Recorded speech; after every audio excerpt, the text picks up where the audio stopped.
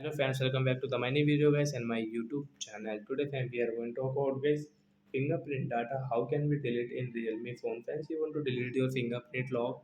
So how can you delete? Means guys you don't want to use any fingerprint lock.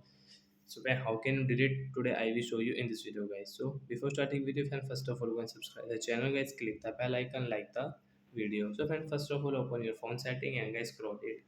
Then guys, you can see your password and security. Guys, click on password and security. Guys, click on your fingerprint lock setting. Then guys, you have any password, so enter your password, and you have your pattern lock, so you will have to draw pattern.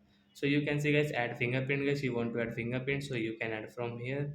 Guys, you can see we have this one fingerprint, and guys, we want to delete the fingerprint data. So we right side three dot guys, tap here, rename guys. You want to rename your fingerprint, so you can rename if you want. So guys, you can see the delete option. Guys, tap here, delete fingerprint, cancel and delete.